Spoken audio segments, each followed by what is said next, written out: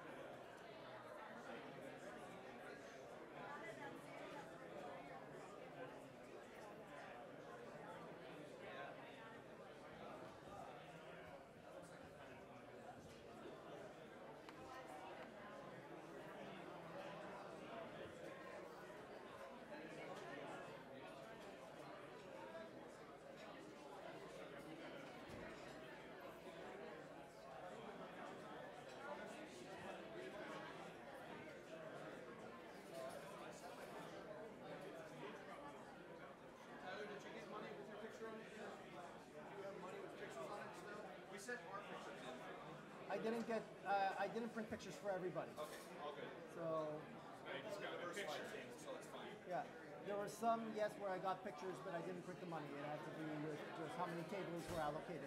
Sure.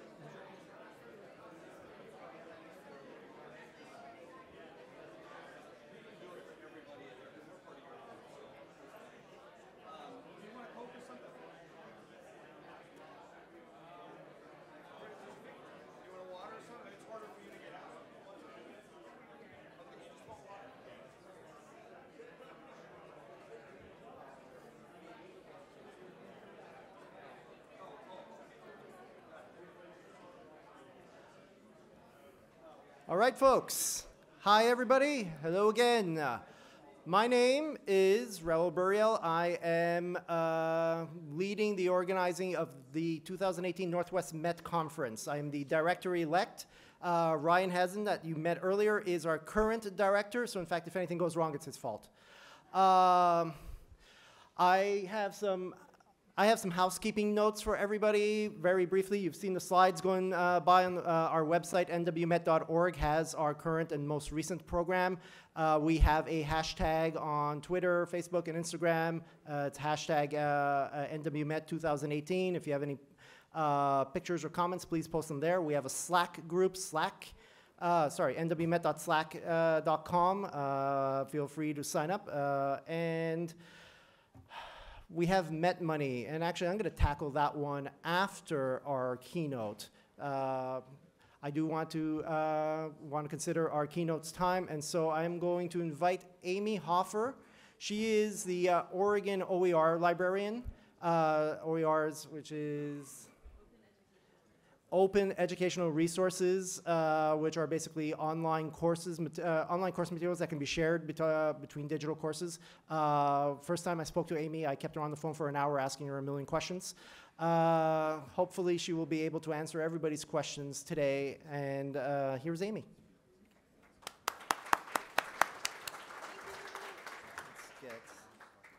Is it connecting the dots?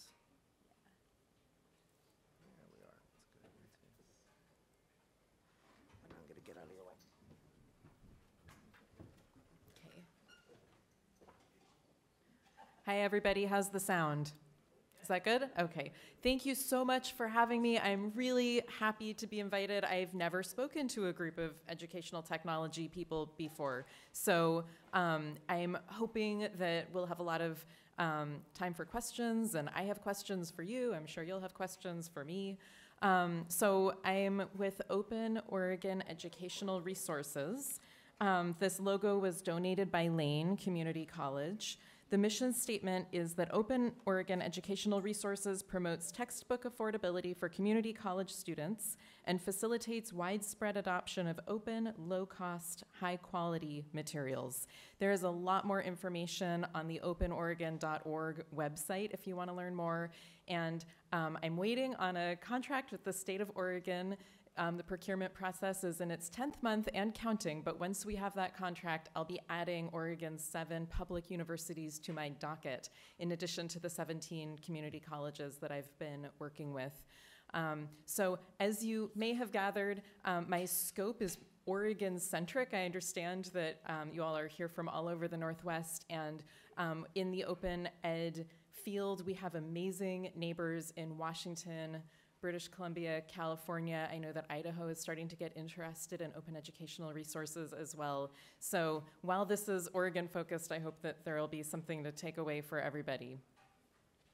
The idea of access to higher education is in the UN Universal Declaration of Human Rights, and when we think about the UN, it's really easy to just think about like a third world country somewhere far away on the other side of the planet, but actually access to education is an issue here in the US, here in the Northwest, in Oregon, even in Corvallis. So the basic problem is that students can't afford the materials that they need to succeed academically and meet their academic goals.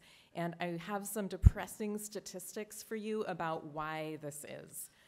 So for one thing, the US is starting to put in less money than they're asking of students in tuition, right? Students are paying more and the public is paying less.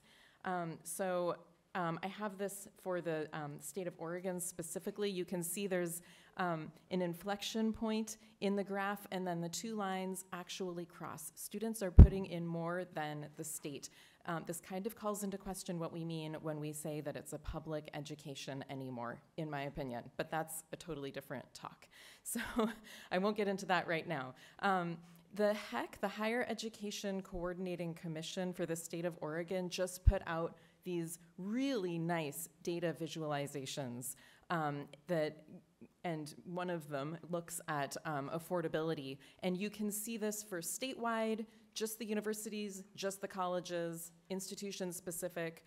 It's great information, nicely packaged. And what this is showing here, I pulled the statewide data, and it shows that 51%, over half of students in Oregon higher ed were unable to meet expenses with their expected resources. So family contribution, student earnings, and grant aid. Over half cannot meet their expenses. And there's a lot of information packed onto this slide, and Raul has my slides, and I hope you'll be sharing them widely with participants later. But it breaks out some of the costs of attending college or university, and of course the biggest cost, 47%, is room and board. And we already know we have housing issues in Oregon, so that makes sense. And then tuition and fees, again, is a really big chunk.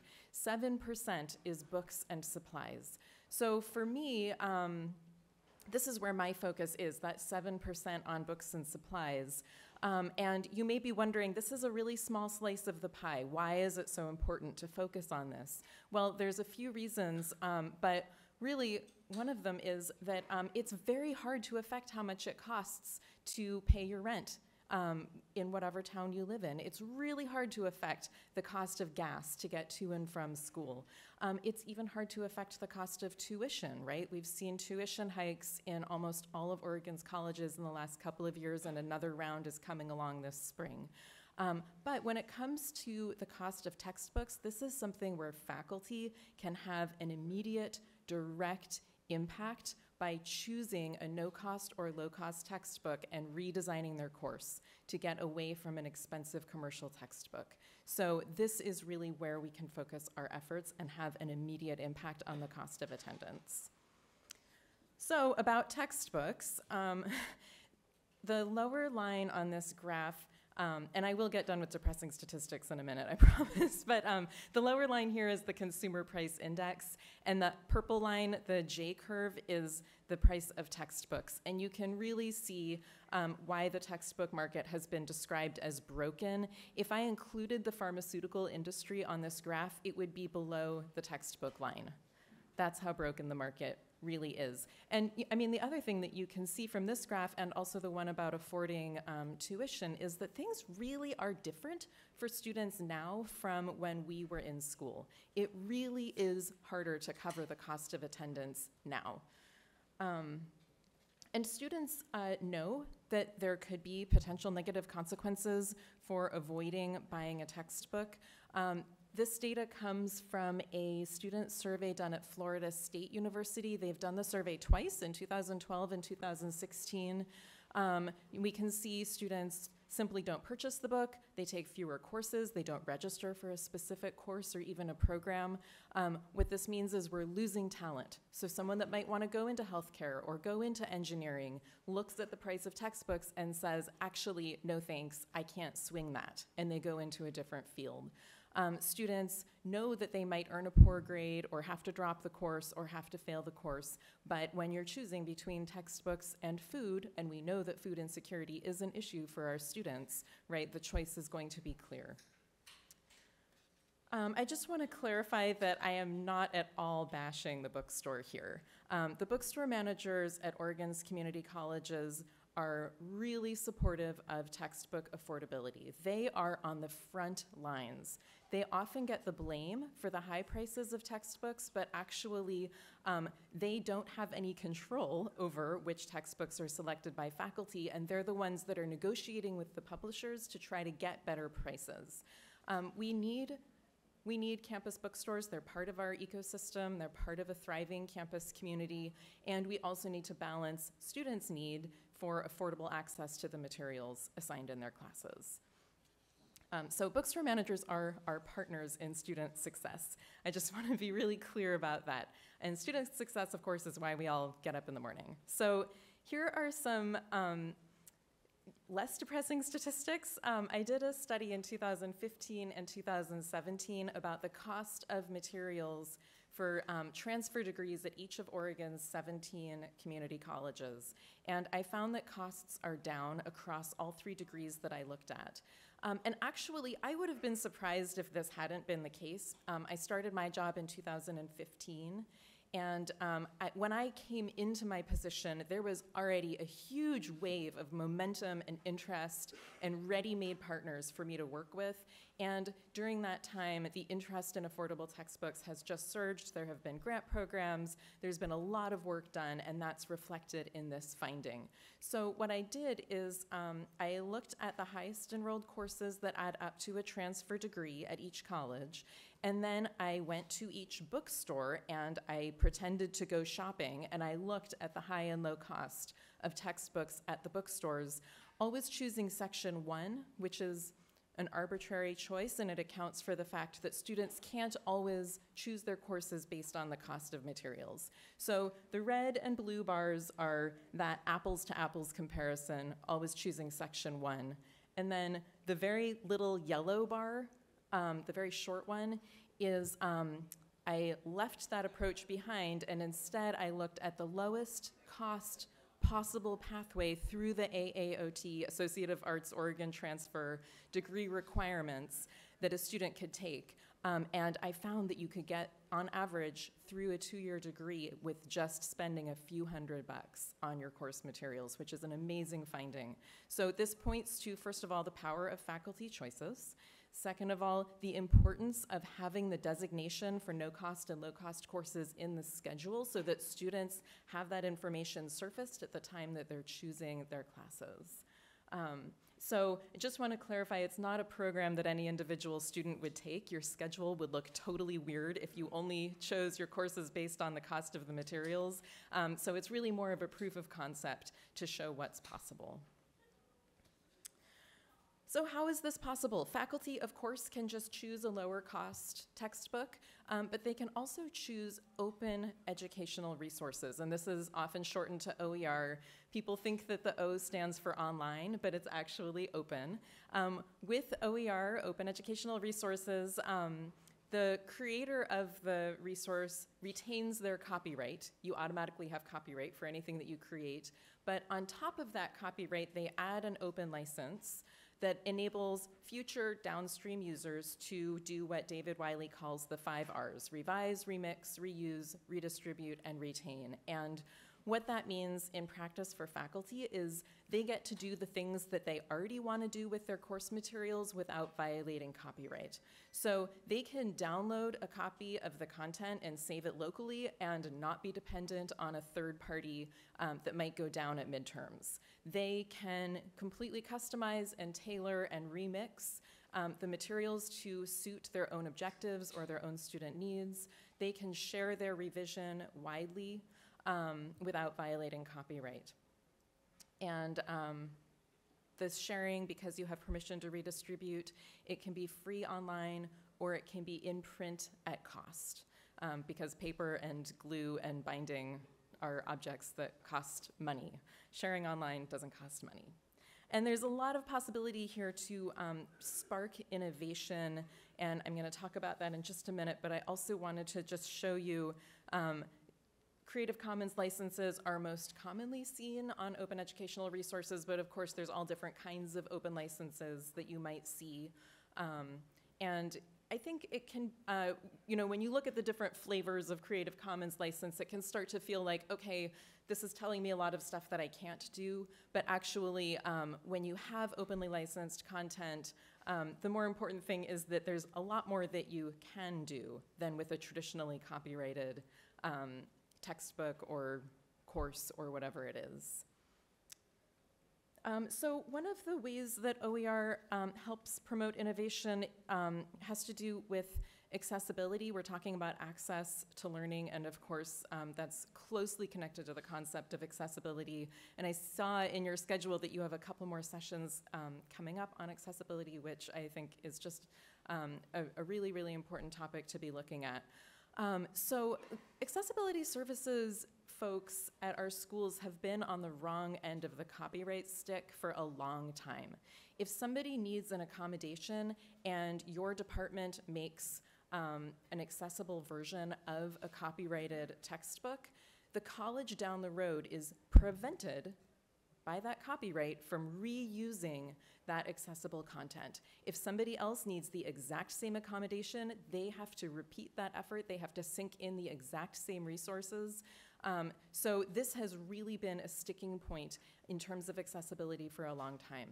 With openly licensed materials, first of all, it's often a lot easier to get at the source of the thing to make it accessible, and then once it is accessible, you can share it widely. You can write back to the creator and say, hey, I improved your thing by adding captions or whatever, and they might say, hey, let's make that the official thing now instead, or you can have your own, parallel accessible version going ahead. So I put up a slide about universal design for learning too, because I think that we can look beyond the narrow confines of ADA accessibility and look more broadly at creating content that is accessible to learners in lots of different ways, whether it's cost, whether it's perception, whether it's learning style or preference, whatever it may be. So there's really a lot of possibility here.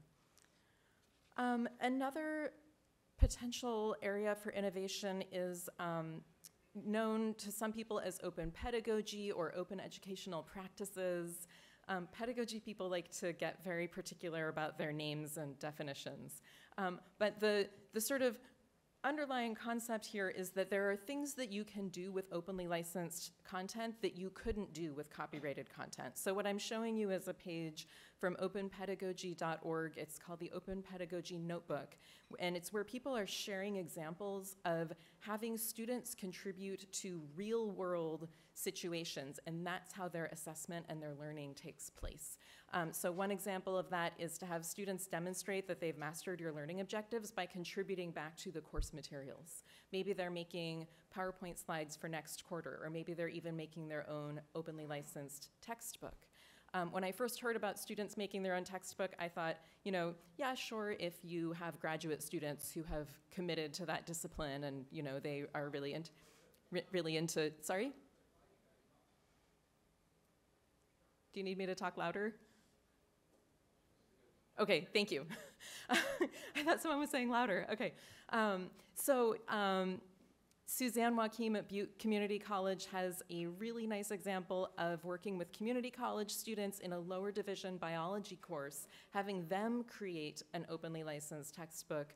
And her website shows her instructional design where she makes it really clear what are the objectives, what are the expectations, how are you going to be assessed on this, how are you building gradually towards having an entirely openly licensed free textbook for future students to use.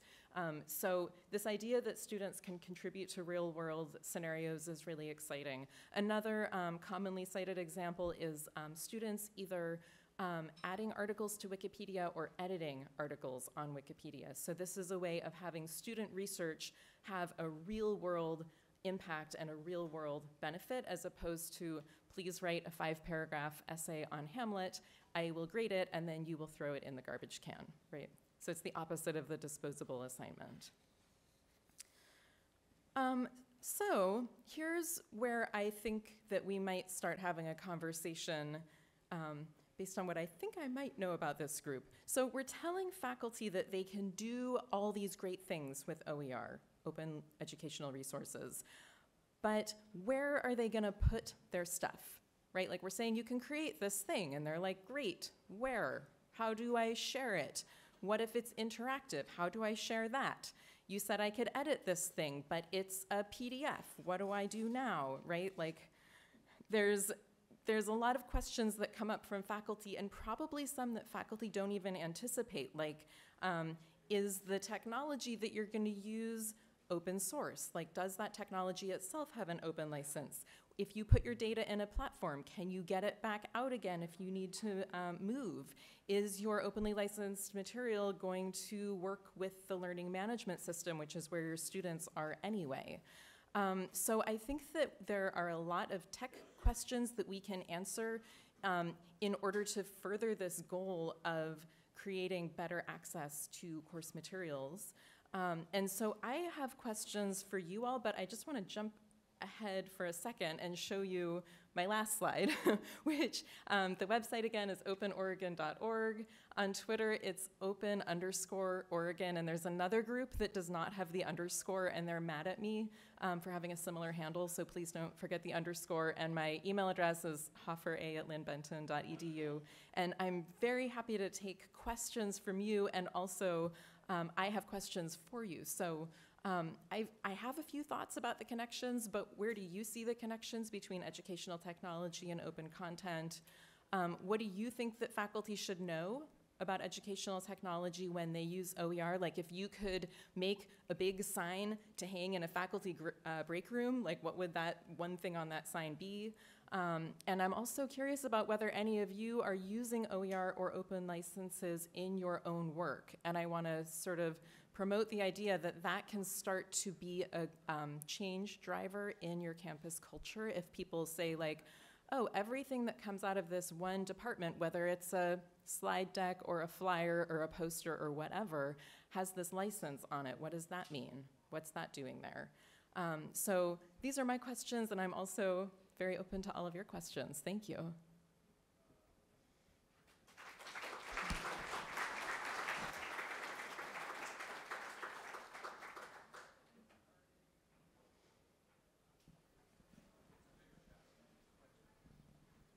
So our math department at Carroll created an open textbook for lower level statistics and calculus courses, and the connection for them is that they were using LaTeX to render their math already. So they wanted the students familiar with this code that renders math into PDFs. So they just created the PDFs and posted them to our Moodle, and students download them, and that's it. That's the whole distribution system. So when I think what faculty should know about EdTech is that they already have the tools to create an open educational resource. It's there. You don't need any special training, really. And that what they found is that this is now a living textbook. It changes year over year over year. So faculty, they buy a textbook and then they throw out a chapter and they cross out this diagram and they add supplemental stuff to it anyway, even if you pay for an expensive textbook from a big publisher. And so that you touched on the changeability, the remixing, the reusing, the changing. That's a big strength for OERs, that your faculty are already doing this with the publisher content. And if you make your own textbooks or you remix someone else's textbooks, you get to do that. It's already built in. Your textbook is new and current every single year, and they just absolutely love it. And they, just send it out to all their friends across the country and across the world, and it's been reused and remixed and changed. And that's they put that on their resumes, and that's something that faculty want too. So it's a win-win-win-win. So that's where we are. It really is. Thank you. And I'm glad that you brought up math. Open Oregon recently hosted a webinar that's now archived on the Open Oregon website that compares two different open platforms for math, WebWork and MyOpenMath.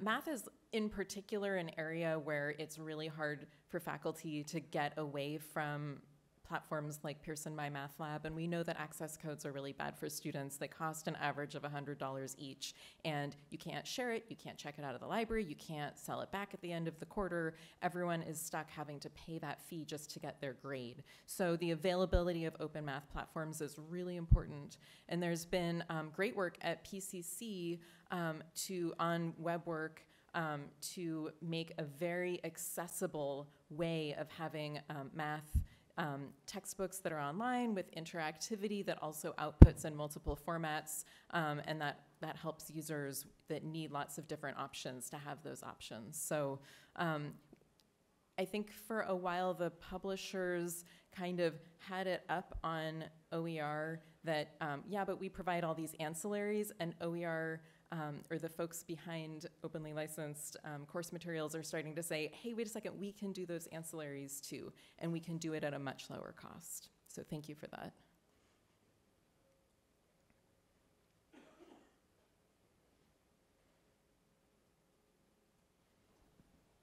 So I think I would tell faculty about the interactivity possibility with OER.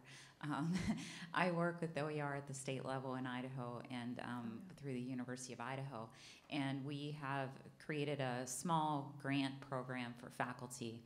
And it's not a lot of money, but you get faculty that are really interested in saving costs for their students involved. And last year, out of that mini grant program, a music teacher made an interactive text that walks students through music lessons, and it changes as the student, does things within the text. So it's really amazing. It's completely interactive. The students absolutely love it. The feedback has been amazing. And so just using those examples of how a text can turn into something really dynamic with OER examples, I think is a great way to go with faculty. Wait, before you hand off the microphone, where can people find that? That sounds amazing. That's a good question. I would have to ask my librarians at the University of Idaho. And I bet you know Rick. Yes, Rick. Yes. We all know each other. Yes, and we're not very happy that Rick's going to be leaving us. But we get him back. Thank you. Yeah, there's another, I know that at least one college in Oregon is using another OER for music theory.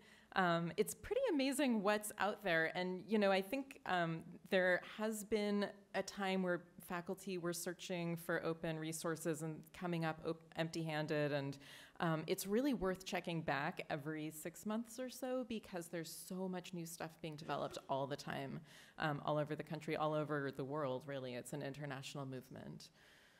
So thank you. Yeah. Other questions? Yeah. I wonder if anyone's really streaming.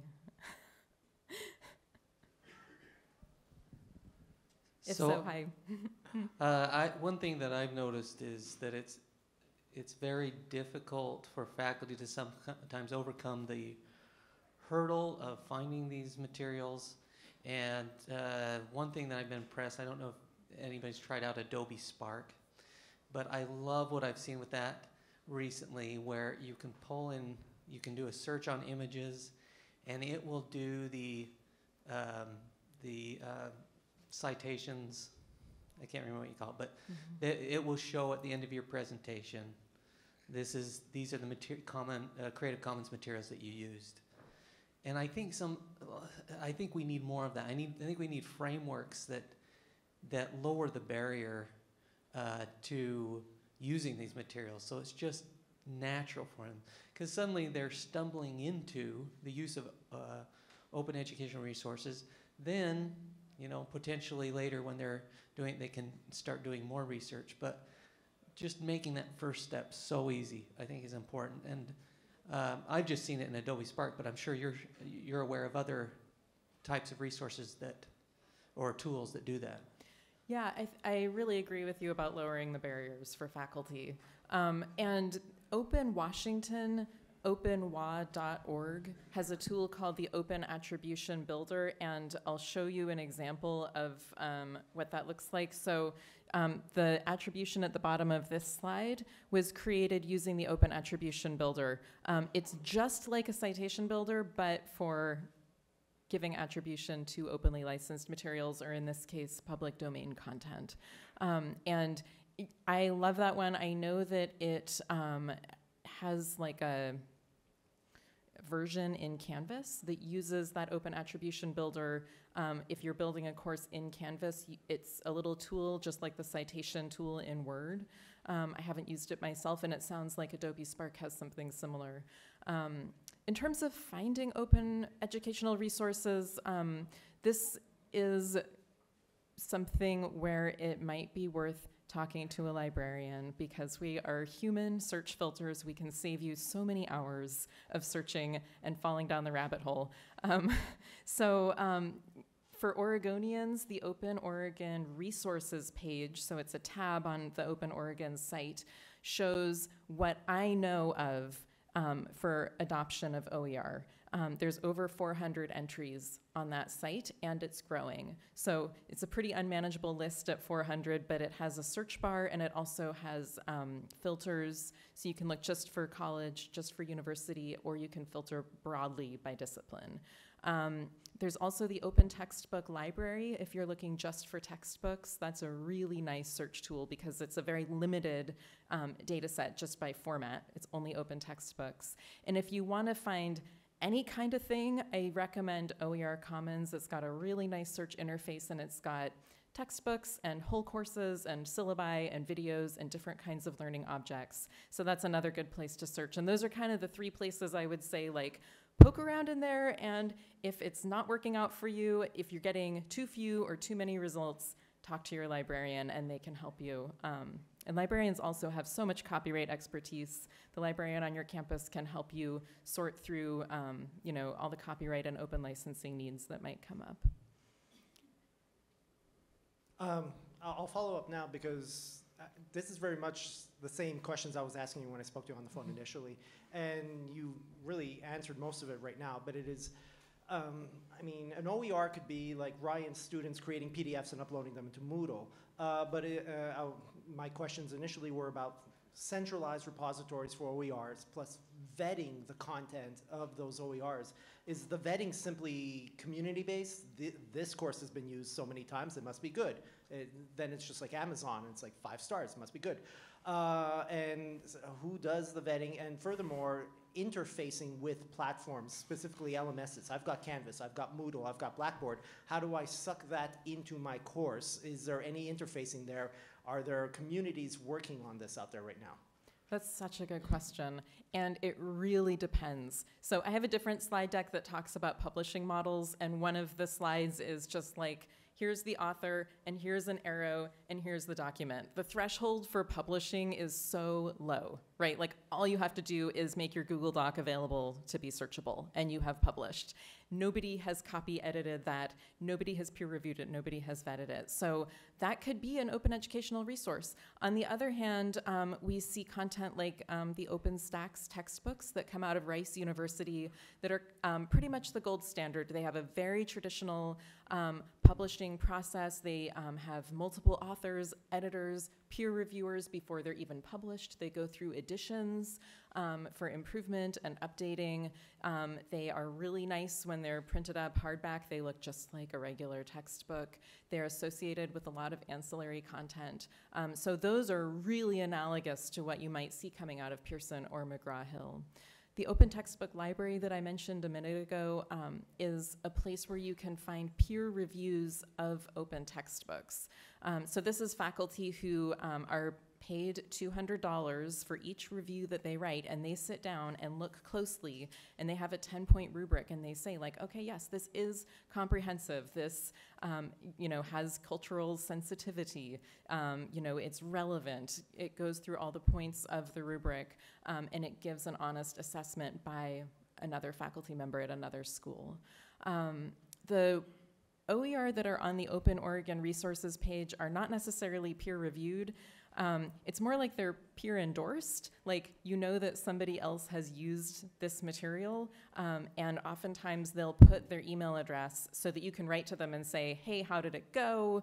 Can you share your slides with me? Do you have quiz questions that I could use?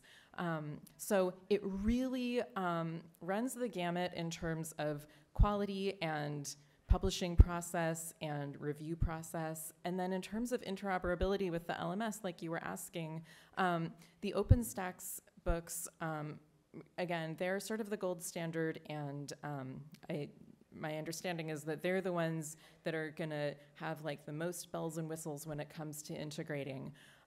In other cases, you might have something that your faculty member put together, and what it looks like is a list of links on a content page in your learning management system. So it can really go from soup to nuts.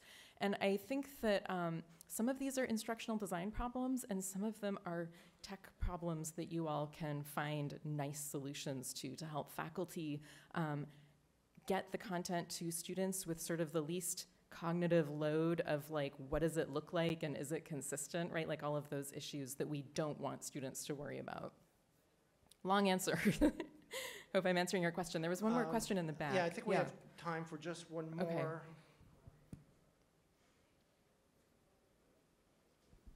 Hi there, Jeff Rubenstein from Kaltura, over there in the corner if you want to come visit. If some folks want to, it's still early days in terms of video OERs, in part because of the expense of hosting and streaming and all that kind of stuff. But we have a couple customers who are doing some very innovative stuff around getting OER content from various sources, including YouTube. Some of it out there is CC licensed, and you can just take it. Incorporating things like interactives and quizzes on top of it, making it available inside various campus networks for use and reuse. And it's an area that we're very excited about because it can actually solve the LMS interface problem. It can also solve the problems around measurement of consumption and interactivity with those objects, which you often can't do if it's just a link out to YouTube, et cetera. So if that interests anybody, I'm happy to talk more about it from our point of view. Thank you. Yeah, and I appreciate the point. There's a Creative Commons license option in YouTube. I'm sure that everybody in this room has created a learning object of some sort and posted it to YouTube. You can just put a Creative Commons license on that. If faculty want to incorporate videos into their OER, the consensus in the open ed community is that that embed code is essentially like linking out. So if a video doesn't have a Creative Commons license, it is considered kosher to embed it in your openly licensed content page also. And it's just really nice to know that other players are paying attention and getting involved and helping to facilitate the use of OER, since we are seeing so much growing interest.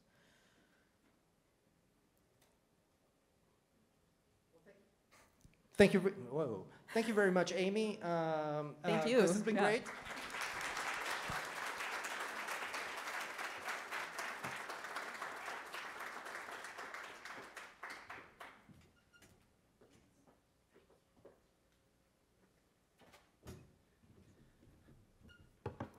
Amy made the mistake of putting her email address on the last slide, so I imagine we'll all have questions for her. Let's see. Oh, I'm going the wrong way. I assume, Amy, we can email you with any follow-ups we may have?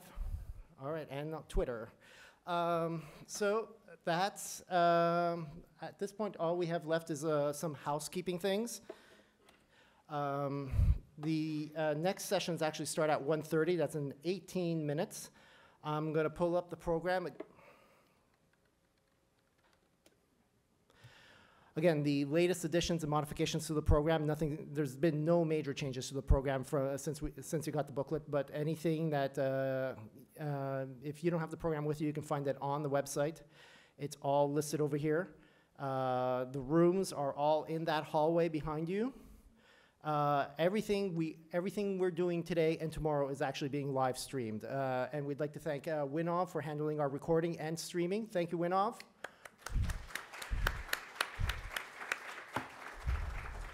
And the cameras that we're using for recording these events have been loaned to us by Lumens as well. So thank you, Lumens. If you look at the program, the sessions have been grouped together thematically. So you'll see, for instance, there's an accessibility track, a pedagogy track. On Friday, we have a full-on video and education summit. We're having some people coming only Friday because this is something that's very important to them. So keep an eye on that program. This evening, we'll have a reception in here at 4:30 until 6, and then dinner in here from 6 until 8. What you guys do after that, that's not my responsibility. I will cover once more, and actually I promised. We have, again, this year, for the second year running, something that we call Met Money. This is last year's Met Money. Hi, Dan. Met Money is very similar to drink tickets, but first and foremost, there are drink tickets. You just need to find them. Second, every sponsor of this conference, and we are very grateful to everyone who has sponsored this conference, has a bundle of Met Money. Met Money is like Monopoly money. I will hold some up right now. Or I've left it on the table over there, so I won't. There you go. Ryan's holding some up right now. It's green. In numerous different denominations, and you'll see in the program what the denominations are. If you are able to collect what I believe are the pink, blue, and yellow ones, there are 28 different ones. Let's pull up my PowerPoint on this. If you can find all 28 different Met bucks, and that does not include the green ones. There are green ones out there. Come on, PowerPoint. Oh, that's the wrong slide. 28 different yellow, pink, and blue ones. If you can find all 28 of them, the first 10 people who come to me with all 28 different ones will get from me a $20 Met buck. So there is 10 of these $20 Met bucks. And so only the first 10 people who get them and bring these yellow, pink, and blue ones to me will get a $20 Met buck. Why this is important is because on Thursday night we have an auction. We will have a reception and there will be an auction, and the only currency accepted at that auction will be Met Money.